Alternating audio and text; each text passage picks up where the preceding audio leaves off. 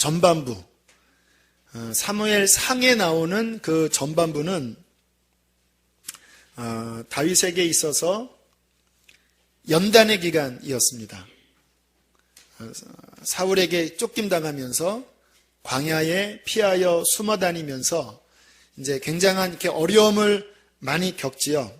하지만 그때 다윗이 겪었던 그 연단은 죄 때문에 생긴 어려움이 아니라 훈련 차원에서의 연단이었습니다. 그러니까 좀 달라요. 오늘 11장부터 나오는 성향과 좀 달라요.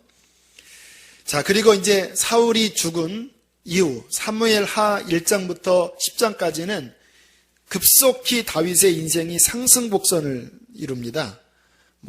다윗의 반대편은 다 무너지고 다윗이 어떻게 보면 모든 면에서 다 이겨요. 전쟁도 이기고 이스라엘 전역에 있는 모든 사람들이 다윗에게 와서 연합하고 아주 정말 기가 막힌 대승하면서 다윗의 인생의 정점을 향하여 10장까지 나갑니다. 그런데 11장에 우리가 알고 있는 그 밧세바 간음 사건 이후로 20장까지 보면 그 다윗의 인생이 갑자기 굉장한 이렇게 어려운, 마치 이렇게 비행기 타고 가면 기류가 막 흔들리듯이 11장부터 급속히 다윗의 인생이 계속 어려움으로 이렇게 치닫는 이러한 장면을 우리가 보게 됩니다.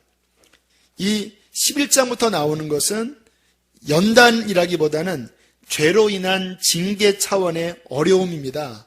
굉장히 혹독한 징계를 받아요. 그래서 사무엘하 11장부터 끝장까지는 전체적인 분위기가 어떤 승리, 이러한 분위기가 한 장, 두 장 나오긴 하지만 대체적으로는 죄로 인한 고통, 또 어려움, 이러한 말씀들이 주로 이루어요. 제가 그래서 이 말씀을 그냥 지나갈까도 생각했습니다. 왜냐하면 좀 어려운 말씀이거든요. 하지만 이에 대한 이해가 우리 신앙생활에 분명히 필요한 부분이라는 생각이 들어서 말씀을 아무튼 기도하면서 준비를 했습니다. 잘 소화하셔야 됩니다. 왜냐하면 자칫 잘못하면 오해할 수도 있는 부분이에요. 그러니까 제가 드리는 말씀을 치우치게 들으면 오늘 말씀은 이렇게 확 치우쳐버립니다. 한편으로 치우치고 저쪽으로 치우치면 안 되고 제가 드리는 말씀 안에는 다 균형이 들어있습니다. 그러니까 이쪽을 이야기해도 다 이쪽이 아니고요. 또 이쪽을 이야기해도 다 이쪽이 아니에요. 어렵죠.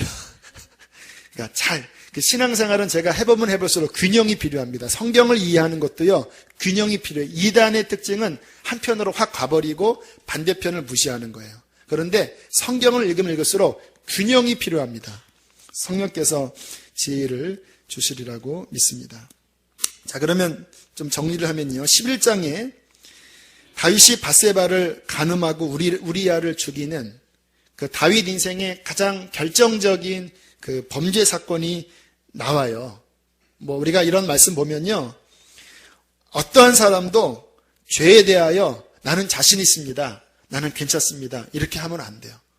그래서 저 같은 목사도 늘 아무튼 조심해야 됩니다. 그래서 어떤 교회 목사님은 그 여자 성도들이랑 악수도 안 한대요. 근데 저는 악수는 합니다. 하지만 조심.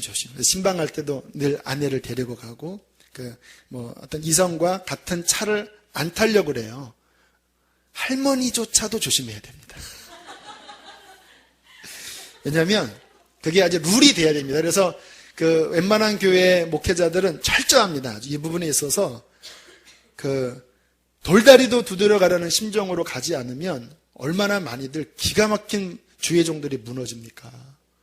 전혀 안 그럴 것 같은 분들이 매스컴 나오는 거 보면 이게 자기 의지로 안 되는 거예요. 더 조심. 따라합시다. 돌다리도 두드려라. 이 죄라는 성향을 보면요. 이 다윗의 이런 말씀을 보면 주님 앞에 갈 때까지 죄는요.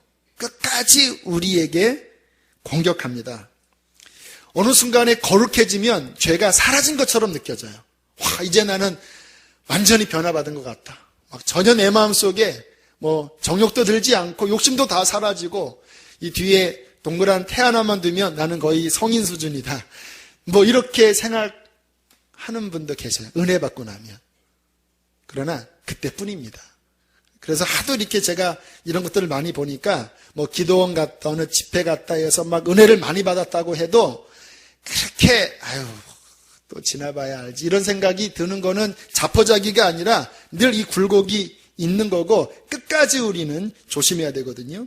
이 죄의 특징은요, 줄어든 듯 하다가 어느 순간 마음이 해이해지고 그 죄를 지을 여건이 딱 조성이 되면요, 게릴라처럼 그 속에서 이렇게 준비하다가 확 나와버려요.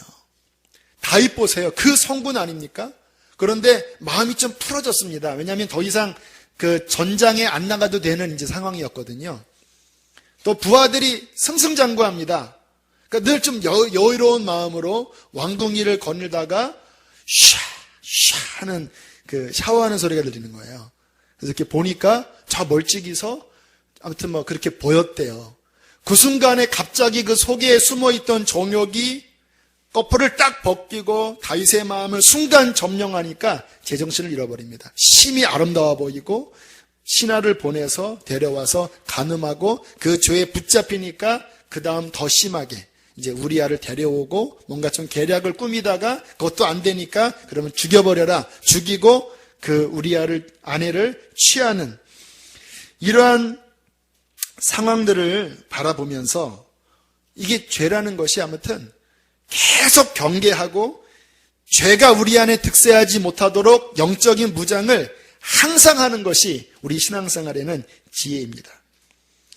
그래서 계속 십자가 바라보고 또 죄와 싸워나가고 또 회개하여 털어버리고 십자가 복음을 계속 붙잡고 성령을 의지하고 이런 예배 시간에 다시 한번 우리의 마음을 또 점검하고 또 단돌이 하고 하는 이러한 그 날마다 영적으로 무장하는 시간들이 너무너무 중요해요. 저조차도요, 분명히 어제까지는 충만했다가 조금 마음이 떨어지기 시작해서 제 마음이 틈이 열려지기 시작하면 그렇게 하루 이틀 지나잖아요. 제 영이 약해진 상태가 됩니다.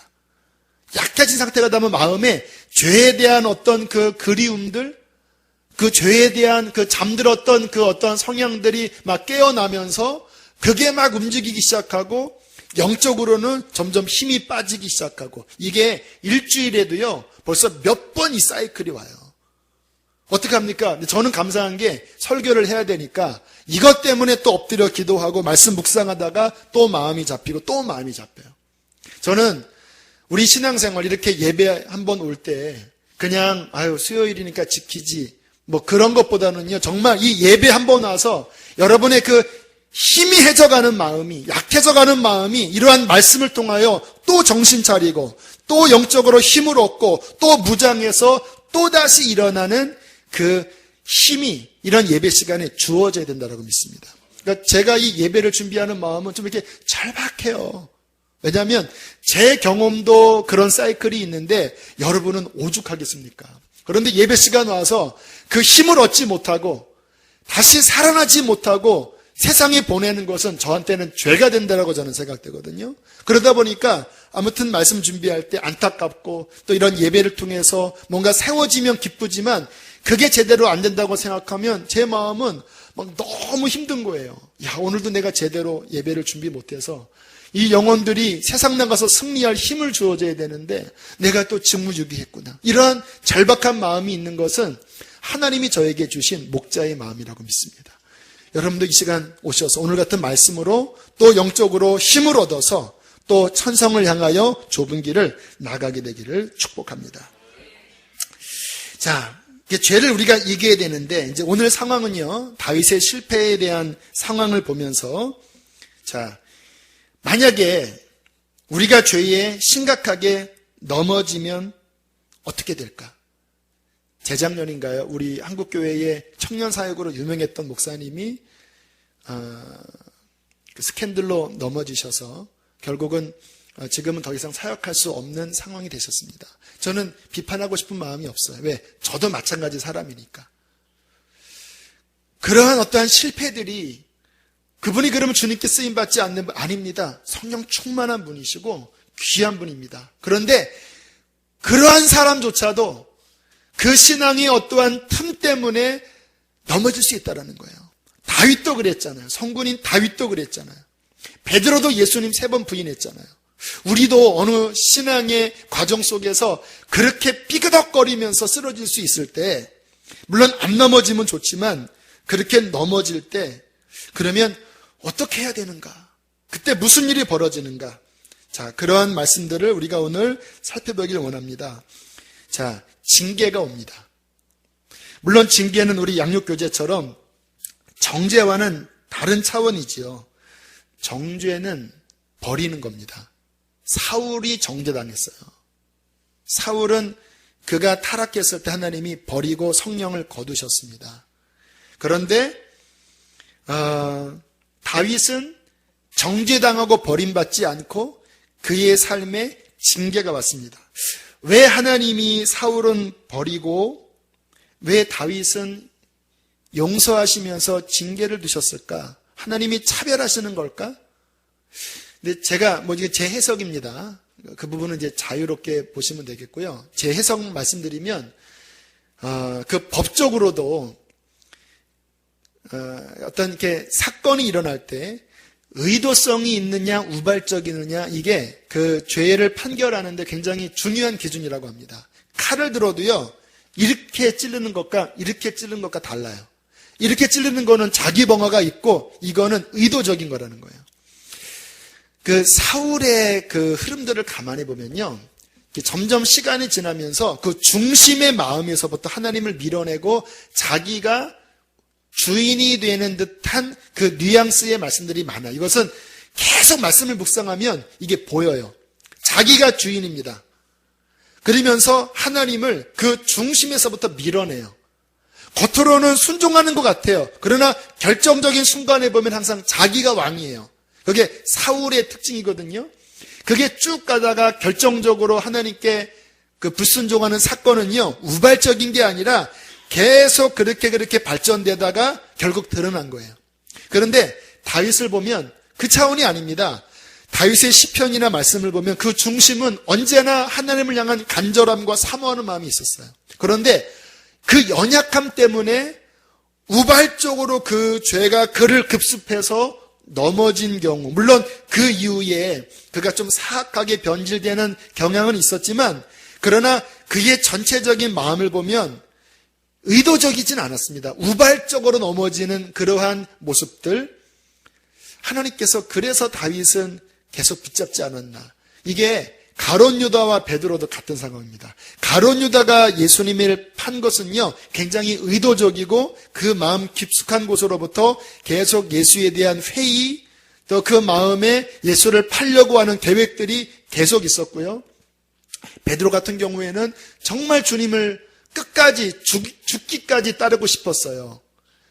베드로가 예수님께 했던 말은요, 거짓말이 아니었습니다. 진심이었습니다. 그런데 그 두려운 상황에 본인도 모르게 우발적으로 주님을 부인했던 이 모습은 달라요. 그래서 나중에 베드로는 주님께서 다시 회복시키지 않습니까?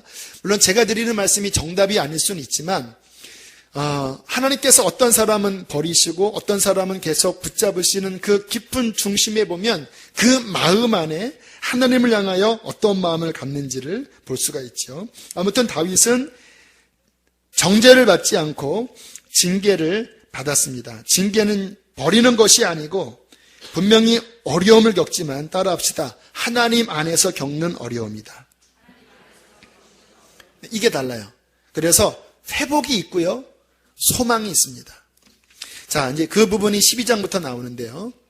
그 죄로 인하여 하나님이 나단을 보내고 나단이 그 다윗의 죄를 드러내고 책망했을 때 다윗이 엎드려 회개합니다. 그 시편 51편에 그 회개문이 나오잖아요. 막 정말 가슴을 찢으면서 다윗이 회개해요.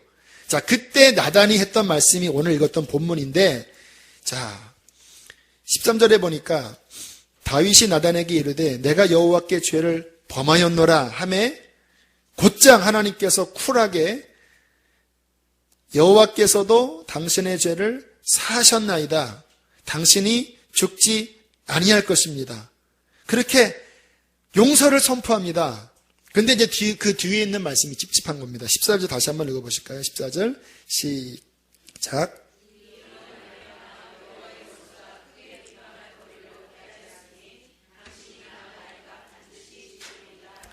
자, 이제 이 부분이 우리한테 고민이에요.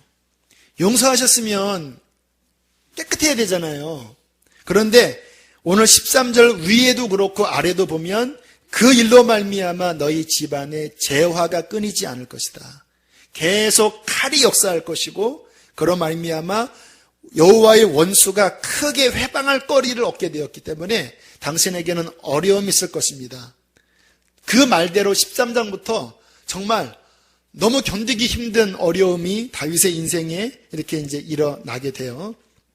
자, 그 부분을 정리하면요. 자, 13장부터 이제 어떤 일이 벌어집니까? 다윗에게 여러 아들들이 있었잖아요. 암논이라는 아들이 이복누이 다말을 겁탈하지요. 그것 때문에 다윗이 굉장히 불쾌하지요. 그런 말미암아 앙심을 품고 있었던 다말의 친오빠 압살롬이 몇 년 뒤에 계획적인 살인을 저지르면서 암논을 죽이지요.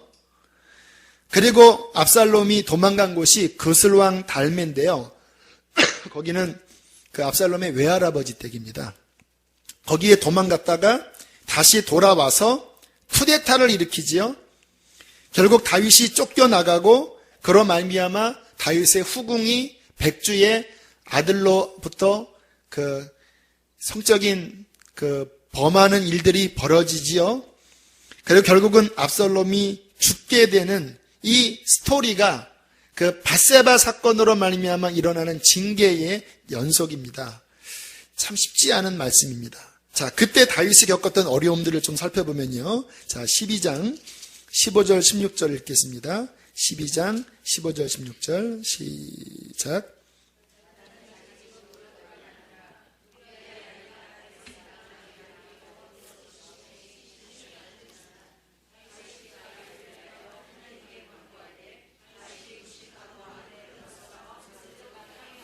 네, 여기 뒤에 보면 다윗이 울었다고 나옵니다. 아이를 위해서 울면서 기도했습니다. 결국은 죽게 되지요. 13장 30절 31절 읽겠습니다. 13장 30절 31절 시작.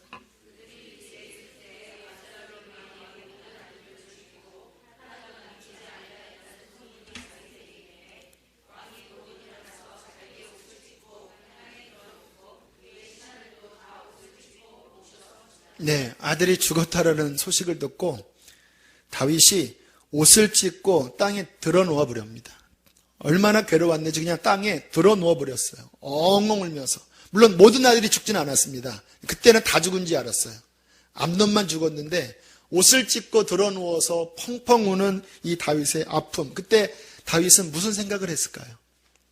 아마 계속 나단이 했던 말이 생각났을 거예요. 자, 13장 36절입니다. 시작.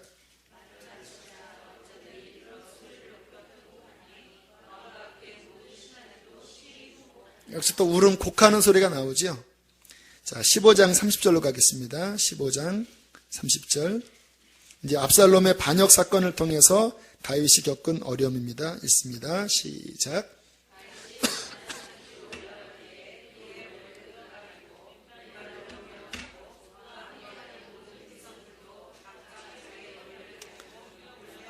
네, 계속 다윗의 인생에 울음소리가 들려요. 사울에게 쫓김당했던 그 울음소리가 아니에요. 그 인생에 어려움이 계속 생깁니다. 통곡하면서 가는. 자, 18장 33절 보겠습니다. 18장 33절 시작.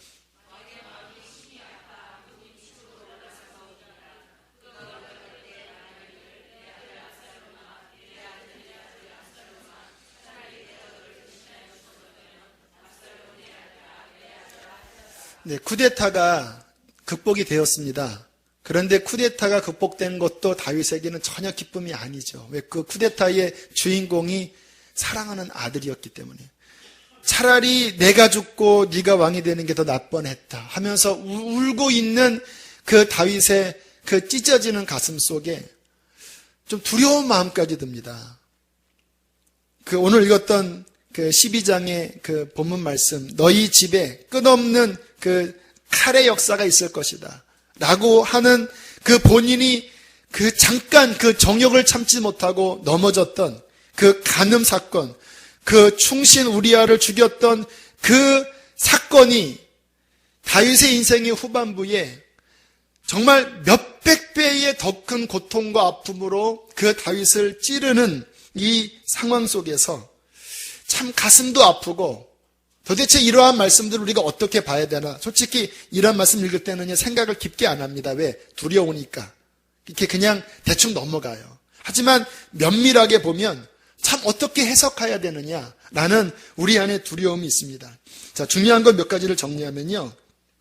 우리 신앙생활에 중요한 기초는 죄를 멀리하고 하나님께 순종하는 것입니다. 신앙생활이 축복받는 거라고요? 신앙생활이 뭔가 우리의 가족이 잘 되는 거라고요? 맞습니다. 그러나 그 모든 것의 키는 내가 하나님과 바른 관계 속에서 내가 정말 주님과 동행하고 그리고 정말 죄를 멀리하는 거룩한 삶이 전제가 돼야 됩니다. 내가 정말 그런 일들이 너무 많아요.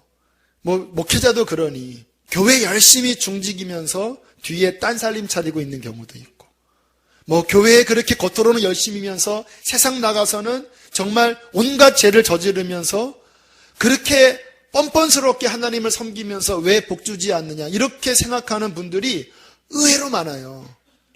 여러분, 진정한 하나님의 복은 거룩한 그릇, 순종하는 신앙 위에 부어주십니다. 우리 신앙생활을 할 때 이 죄에 대한 부분, 오늘 현대교회는 이러한 부분을 잘 이야기하지 않아요. 하지만 저는 성경을 묵상하면 묵상할수록 하나님과 나 사이의 이 죄 문제를 정말 잘 극복하는 것은 신앙의 본질입니다. 이 부분에 있어서 명확한 인식을 가지고 영적으로 바르게 서야 합니다. 저는 요즘 이번 주일날 이 말씀을 드릴 텐데 우리 교회 안에 제 안에 그런 간절한 기도 제목이 있어요. 주님 오실 날도 멀지 않고 하나님께서 이 교회에 대한 특별한 계획이 있다고 믿는데 저는 그냥 그저 그런 교회가 되기를 원치 않습니다. 우리 교회에 정말 성령으로 거듭나는 역사가 일어나길 원해요. 예배 드리다가 예배 드렸네 하고 여전히 세상처럼 사는 사람처럼 사는 게 아니라 그 예배 중에 가슴을 치는 그 말씀 속에 하나님을 만나서 정말 회개하고 그 중심이 변화되는 정말 성령으로 거듭나는 역사가 있기를 원합니다. 그리고 초대교회처럼 성령의 세례 받아서 막 방언이 터지고 아이들이 예언을 하고 하나님의 그 놀라운 생명의 그 하나님의 수준의 역사가 초대교회처럼 우리 교회 안에 일어나기를 원합니다. 그리고 제자 훈련을 통해서 그 말씀이 우리 안에 인격을 변화시키고 그리스도의 장성한 분량까지 자라나서 하나님이 원하시는 선교 완성의 일을 이 교회가 감당하기를 원해요. 우리 교회로 말미암아 선교 완성, 영혼 구원의 역사가 풍성하게 일어나기를 원하거든요. 이러한 마음이 제 안에 간절한데 어떻게 하면 주님 그렇게 할 수 있겠습니까? 근데 주님이 제게 주시는 마음은 네가 온전해야 된다. 그 하나 영혼이 구원받는 것, 영혼이 성령 세례 받는 것, 영혼들이 말씀 안에서 인격이 변화되는 것, 선교 완성을 감당하는 것은 이론과 그 비전을 선포한다고 되는 게 아니다. 하늘의 미랄이 땅에 떨어져 죽어야 하고 네가 온전한 그릇으로 하나님 앞에 제물이 되고 그렇게 완전히 내 앞에 드려질 때 그때 내가 너를 통하여 그러한 사람들을 일으킬 것이고 성령으로 거듭되는 역사를 줄 것이다. 그런 마음이 들 때마다 맞다. 결국은 아무튼 하나밖에 없구나. 정말 나 죽고 예수로 사는 그 무덤 위에 설 때 하나님이 그 역사를 이루기를 원하고 있습니다. 여러분, 정말 하나님의 귀한 뜻이 여러분의 삶에, 여러분의 가정에 온전히 이루어지려면 어떻게 해야 될까요? 우리의 삶에 죄를 멀리하고 하나님께 순종하는 거룩이 있으셔야 합니다. 자, 그러므로 우리가 죄에 대하여 어떻게 대처하는지에 대한 이 지혜를 갖는 것 굉장히 중요하고요. 제가 이 죄 때문에 많이 고민하고 괴로워할 때 읽었던 책 중에 하나가 존 오웬의 죄와 유혹이라는 책이 있습니다. 그 청교도인데요. 천재입니다. 천재 영성가예요. 이 부분에 관심이 있는 분들은 그 은성 출판사에서 나온 존 오웬의 죄와 유혹 꼭 읽어보세요. 뭐 기가 막혀 읽으면 이게 죄의 역사구나. 어떻게 죄를 이길지에 대한 것들을 우리가 발견할 수 있는데요. 뭐 그 책에 대한 내용은 아니고 제가 좀 묵상하면서 몇 가지를 살펴보겠습니다. 자, 먼저는 죄가 얼마나 무서운지 그 죄의 실체를 보면 우리는 죄에 대한 태도를 더 명확하게 할 수 있습니다. 만약에 다윗이 그 지붕 위에서 막 욕정이 일어났을 때 그렇게 한번 자신의 정욕을 푸는 그 일로 말미암아 그 아기가 죽고 암논이 죽고 압살롬이 죽고 그 참혹한 수십 년이 일어날 줄을 알았다면 다윗이 그 정욕을 그렇게 그냥 발산시켰겠습니까? 아담과 하와가 본인이 그 뱀에게 꼬임받아서 선악과를 먹었을 때 그로 말미암아 이 인류에 그렇게 참혹한 일들이 벌어질 줄을 알았다면 먹었겠습니까? 왜 죄를 범하냐면요, 그 죄에 딱 사로잡힐 때는 미혹이 돼버립니다. 그 죄가 죽을 죄인데 보암직도 하고 먹음직도 하고 지혜롭게 할 만큼 탐스럽게 이렇게 미혹이 돼버려요. 자신의 그 정욕을 그렇게 풀었을 때 본인의 인생에 엄청난 피비린내 나는 역사가 일어날 죄인데도 그 순간에 획가닥하면요, 그 죄가 그렇게 아름답게 보이고 그렇게 막 견딜 수 없는 게 죄의 특징입니다. 그래서 저 같은 경우에는 그렇게 넘어지고 일어나는 그 반복되는 역사 속에서 지금 제 마음에 뚜렷한 것은 뭐냐면 그 죄 때문에 겪는 양심의 가책, 그로 말미암아 생기는 영적인 상처들, 그것들에 대한 그 아픈 기억들 때문에 차라리 죄 안 짓고 말지. 죄에 대한 어떤 제한의 욕구가 인간인데 왜 없겠습니까? 그러나 그것 때문에 생길 어려움들을 하도 많이 제가 겪어보니까 지긋지긋한 거예요. 그 양심의 가책 속에 더 이상 빠지기 싫다. 그 죄의 달콤함은 오라면 그런 말미암아 생기는 고통은요 100입니다. 100. 그 죄에 대한 실체를 아는 것 너무나 중요하고요. 또 하나 중요한 것은 그 죄의 뿌리를, 결국 그 죄를 이기려면요, 그 죄의 뿌리를 깨트리는 영적인 수준까지 가셔야 한다는 것입니다. 자, 이 부분을 좀 더 자세하게 말씀을 드리기 원하는데요. 자, 이제 21장으로 넘어가면 다윗의 죄는 아니지만 사울의 죄가 나오죠. 사울의 시대 때 기브온 사람들을 모해해서 살해한 사건이 있었습니다. 이 기브온 사람들이 누구냐면 여러분이 기억하실 거예요. 여호수아 시대 때 그 가나안 땅을 점령해 들어갈 때 기브온 사람들이 그 멀리서 온 이방 족속으로 이렇게 꾸며갖고 이스라엘 족속과 언약하잖아요. 그래서 죽이지 않겠다고 약속을 하거든요. 그런데 사울 시대에 무슨 정책인지 몰라도 그 기브온 사람들을 죽여버렸습니다. 그것 때문에 기브온 사람들 마음 안에 굉장한 그 원한이 사무쳤어요. 그런데 성경은 이상한 얘기를 하는 거예요. 사울이 죽은 지 이미 오래 지났습니다. 다윗의 시대입니다.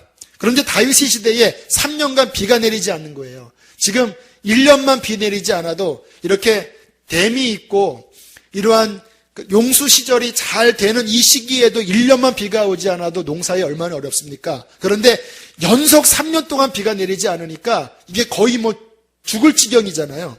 이게 무슨 일입니까? 라고 기도했을 때 하나님의 응답이 사울 시대에 있었던 그 기브온 사람 살해 사건으로 인해서 지금 하늘의 비가 멈춘 것이다. 기브온 사람들의 마음의 원한을 풀어주지 아니하면 비가 계속 안 내릴 것이다. 결국 그런 말미암아 그 사울의 자손 중에 7명을 이렇게 나무에 매달리면서 그들이 죽고 기브온 사람들의 마음이 풀어지면서 비로소 하나님이 기도를 받으시는 이러한 일들이 벌어지잖아요. 몇 년 전에 선화목자교회에서 그 에스더 기도운동본부의 이용희 교수님이 성령 집회 때 말씀을 전하신 적이 있는데 그때 그 사무엘하 21장을 가지고 말씀할 때 무슨 이야기를 했냐면 영적 뿌리에 대한 이야기를 했습니다. 겉으로 비가 오지 않는 그것의 표면적인 것을 보는 게 아니라 그 뿌리는 한참 거슬러 올라가서 사울 시대에 있었던 그 사건이 풀어져야지 이 표면이 해결됐다라는 거예요. 그러면서 영적인 눈이 열려져서 우리의 삶의 표면에 나타나는 문제의 저 깊은 뿌리에 있는 그 문제를 알고 그것을 푸는 지혜가 필요하다. 굉장히 영적으로 통찰력 있는 말씀을 전해주셨던 기억이 납니다.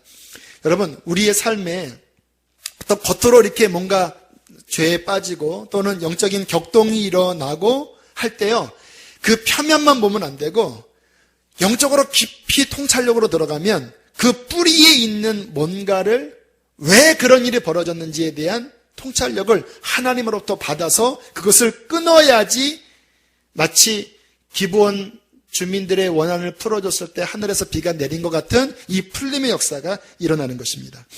제가 몇 번 이분 간증을 이야기했죠. 그 아제르바이잔이라는 그 중앙아시아 지역에 선교했던 그 준우가 선교사님이 그 선교와 강의 시간에 그런 이야기를 해준 기억이 참 인상 깊어요. 그 아제르바이잔 선교 초기에 이제 서양 선교사들 이렇게 함께 모여서 한 10명 내외의 선교사들이 있었대요. 근데 초기 한 3, 4년 사이에 서양 선교사들 2명인가 3명이 이 음란 문제로 넘어졌다는 거예요. 같은 문제로 2, 3명이 넘어졌다는 것입니다. 그래서 준우가 선교사님이 이제 서울대 출신이거든요. 굉장히 머리도 있고 영적인 통찰력도 있는 분인데 그 나라 민족 역사를 한번 도회해 봤대요. 영적으로. 쭉 거슬러 올라가니까 그 민족의 중요한 왕조 어떤 시절에 그 왕가의 그 음란한 사건으로 인한 것이 굉장히 뿌리 깊게 그 민족에게 그 역사하고 있다는 것을 발견했대요. 그것을 발견하고 이것이 문제구나. 그렇지 않아도 준우가 선교사님이 그 대학교에서 강의를 하면 그 여성들이 굉장히 예쁩니다. 이렇게 중앙아시아, 이렇게 나이가 들면 이렇게 펑퍼짐하기 전에 했는데 20대 때는 뭐 눈이 동그랗고 코도 오똑하고 굉장히 예쁘거든요. 이렇게 바라보는 눈빛이 이상하게 이렇게 본대요. 그 준우가 선교사님이 잘생기지 않았거든요. 눈이 단추구멍인데 그 보는 눈빛이 이상하다라는 거예요. 그날부터 웨스턴 선교사들과 함께 이 사실을 이야기하고 계속 영적으로 뿌리를 끊었대요. 이 민족의 역사는 이 음란한 영은 예수 이름으로 끊어질지어다. 거룩한 영으로 명하노니 예수 이름으로 끊어질지어다. 그 이후부터 그 선교사들 안에 그러한 넘어짐이 사라졌다라는 거예요. 물론 모든 것을 다 이렇게 보는 것은 위험할 수는 있지만 그러나 그 영적인 뿌리를 파악해서 뿌리를 해결하는 것, 그 죄의 뿌리를 자르는 것 굉장히 중요합니다. 작년 그 연말 특별 새벽기도회 때도 말씀을 드렸지만 지금 북한에 왜 저런 사악한 우상 정권이 들어왔을까에 대한 한국 교회의 연구가 있었습니다. 그 일제시대 때 신사참배, 이 온갖 이 일제에 굴복한 우상숭배의 죄에 한국교회가 무릎을 꿇고 말았거든요. 그래서 뭐 감리교, 장로교 모든 교단들이 다 일제히 신사참배 앞에 다 교단적으로 굴복했던 일이 벌어졌습니다. 그 죄의 결과로 남북한이 갈라져 버리고 그리고 그 모든 악한 영향력이 북한으로 갔다 이렇게 해석을 해요. 그것도 모르겠습니다. 주님 앞에 가야 알겠지만 그러면서 북한에 들어선 정권은 그냥 공산 정권이 아니라 사교 집단입니다. 사교 집단이에요. 김일성 그 만수대인가요? 거기에 보면 쓰여있는 글귀는 김일성 우리와 영원히 함께 하신다. 이 문구입니다. 영원히 우리와 함께 하신다. 우상숭배 집단이에요.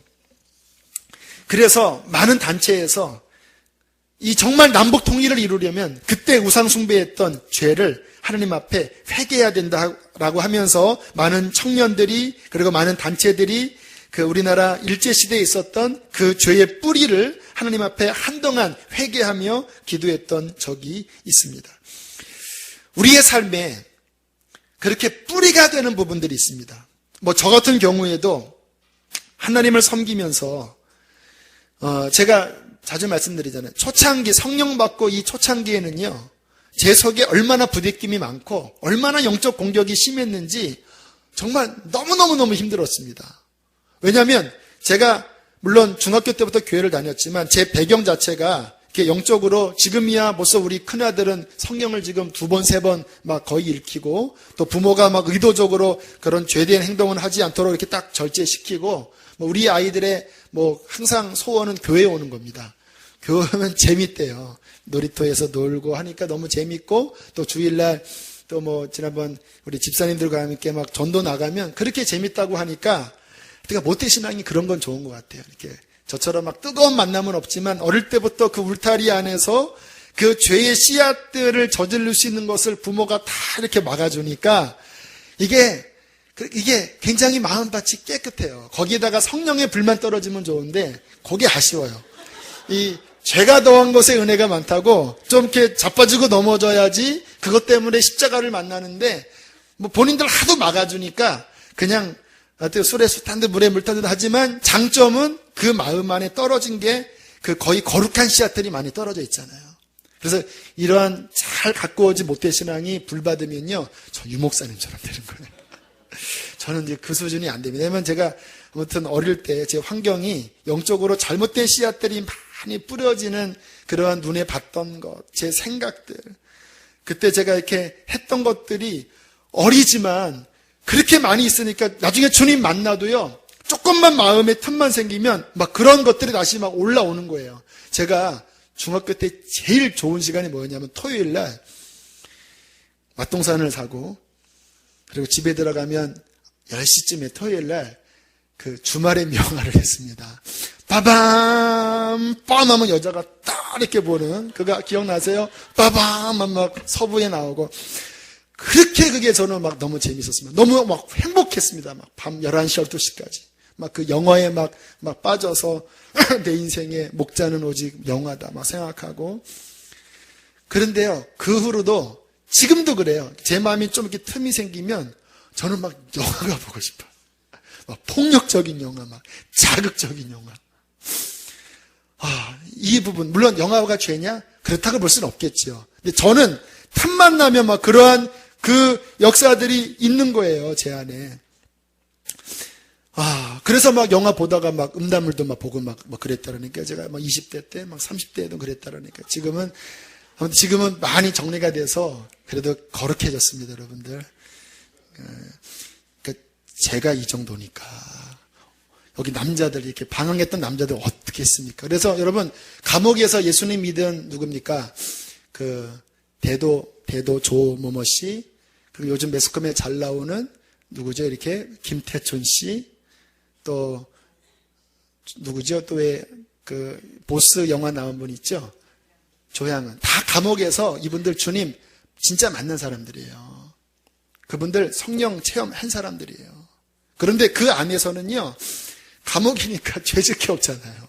그러니까 거기는 그냥 주님만 바라봤지만 이 속에 뿌리는, 그러니까 이 복음이 제대로 들어가면 그 뿌리까지 막 들춰내면서 회개시켜야 되거든요. 그런데 그 뿌리를 잘 건들지 않는 반쪽 복음, 값싼 은혜의 복음 때문에 예수 믿고 당신은 하나님의 아들입니다, 구원받았습니다, 이 부분을 회개시켜야 되는데 그걸 건들지 않으니까 딱 출소해서 환경이 딱 주어지니까 그 속에 그 뿌려졌던 수많은 씨앗들이 막 우르르 나오면서 그거를 못 이겨버리는 안타까운 일이 벌어진 거예요.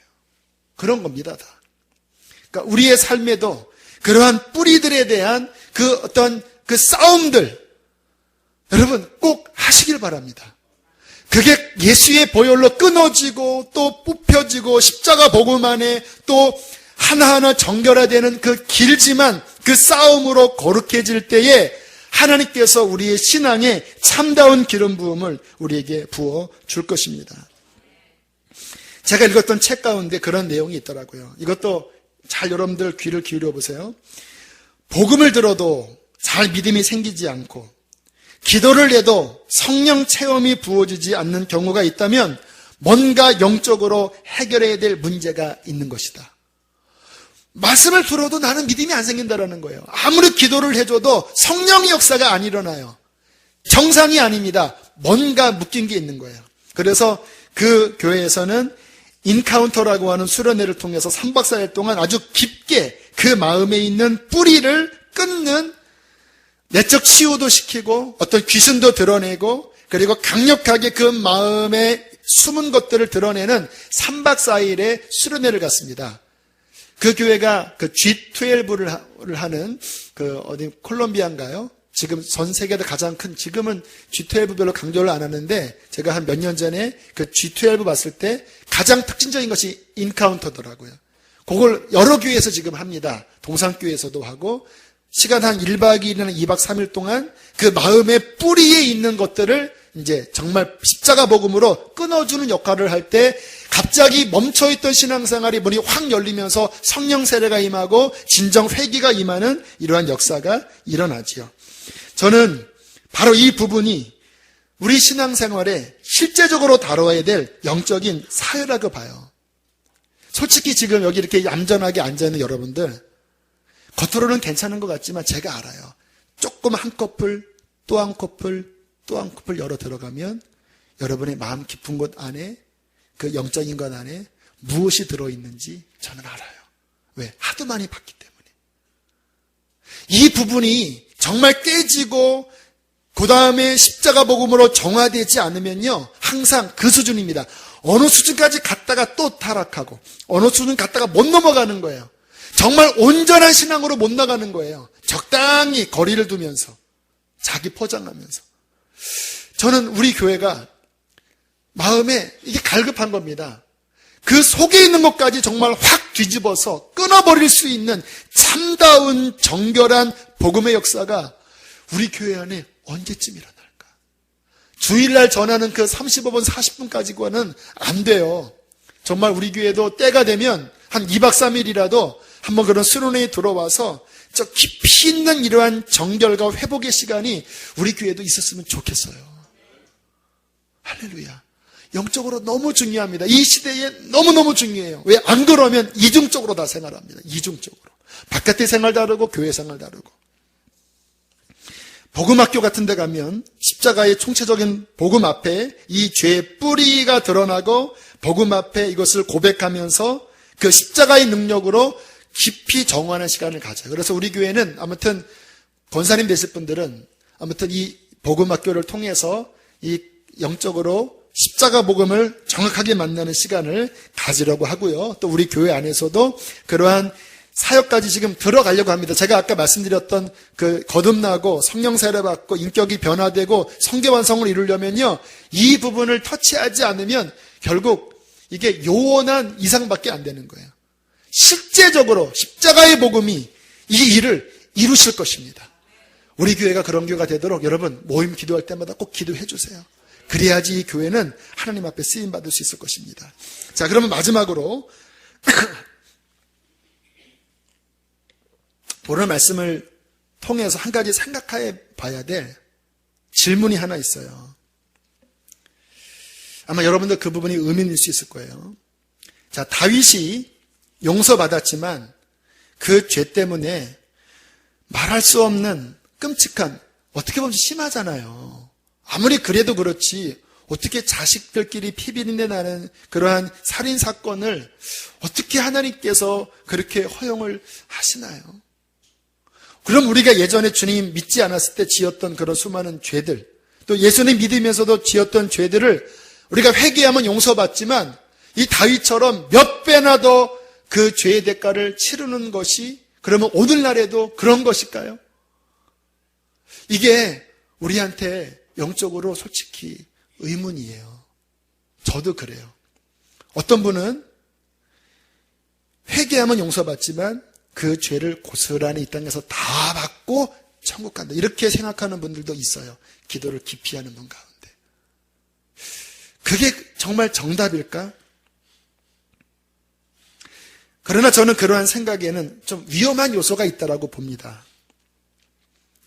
또 너무 율법적이기 때문에 하나님에 대하여 자칫 너무 이렇게 잘못 용서받지만 내가 그러면 범한 거에 대해서 다윗처럼 몇 배나 다 치른 다음에 주님 앞에 간다고 한다면 와, 우리 하나님 사랑의 하나님이 아니야. 이런 어떤 하나님에 대한 좀 이렇게 편향된 오해를 가질 수도 있고요. 더 문제는 뭐냐면 그 다음부터 레이다가 어떠냐면 어떤 분이 몸이 아프대. 야, 저번엔 죄 받았나 보다. 제가 그 갑상선암 걸렸을 때 어떤 분이 아무튼 회개하라고 그러더라고요. 근데 그 말 듣는데 짜증나는 거예요. 야, 그게 속상한데 그 죄 받아서 그렇다고, 그러니까 느낌이 그거였습니다. 근데 그렇게 말하면 안 돼. 들어보니까 그렇게 말하면 혹시 죄 받았어도 죄 때문에 그랬어도 말을 할 때 그렇게 하면 안 돼. 왜냐하면 그게 덕이 안 됩니다. 아이고 이분이 죄 받았군요 하면서 막 암 진단 받은 분한테 가서 하나님 이분의 죄를 용서하여 주옵소서 하면요, 이거는 덕이 안 돼요. 근데 솔직히 보면 우리 옥하는 목사님도 암으로 돌아가셨고 우리 하영조 목사님도, 그러면 그분들 다 죄 받은 것입니까, 여러분? 그러니까 너무 그렇게 취급하는 것은 건강하지 않아요. 그러니까 지금 이렇게 해석하는 면에 장점도 있지만 잘못 치우치면 하나님에 대한 편향된 오해들, 또 이웃에 대한 어떠한 그 정죄감들, 또 내 삶에 대한 우울함들, 그래 내가 예수 믿었어도 내가 옛날에 그 했던 것 때문에 이렇게 맨날 지질이 공상맞게 고생만 하는구나, 이런 뭔가 우울한 신앙생활을 갖는 것, 제가 말씀을 정리하면서 그건 하나님의 뜻이 아니라는 생각이 들어요. 자, 그러면 신약 우리 성도들은 과연 이 죄로 인한 넘어짐, 징계 어떻게 이해를 해야 될까요? 결론은 예수 그리스도의 십자가입니다. 갈라디아서 3장 13절에 이렇게 말씀해 있습니다. 그리스도께서 우리를 위하여 저주를 받은 바 되사 율법의 저주에서 우리를 속량하셨으니, 우리가 받아야 될 그 저주를 주님께서 나무에 달린 자가 저주받은 거거든요. 그 받아야 될 저주를 우리 주 예수 그리스도께서 십자가에서 다 받아내셨습니다. 우리의 결론은요, 내가 그래 그 죄의 대가로 그렇게 내가 그냥 대가를 치르지, 그거는 복음적이지 않습니다. 주님께서 십자가에서 그 저주를 담당하신 것이 결론입니다.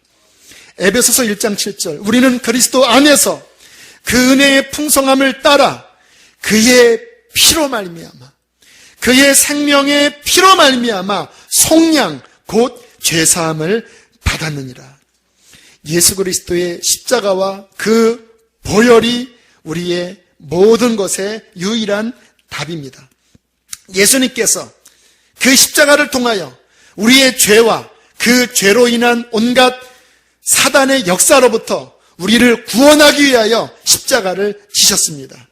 예수님의 십자가와 보혈이 우리의 모든 죄를 깨끗하게 씻기시고 우리를 변화시킨다고 말씀하십니다. 우리의 결론은요, 언제나 그 십자가를 붙잡는 것입니다. 연단 당할 수 있어요. 아까 제가 간증했던 것처럼 죄로 인하여 부대낄 수 있어요. 그러나 결론은 내가 그것 때문에 생긴 어려움 때문에 내가 당하는구나, 이렇게 결론으로 가면 안 되고, 비록 그러한 대가의 어려움이 있다 할지라도 우리의 믿음의 결론은 언제나 십자가입니다. 그분께서 담당하셨습니다. 그분 안에서 우리는 자유합니다.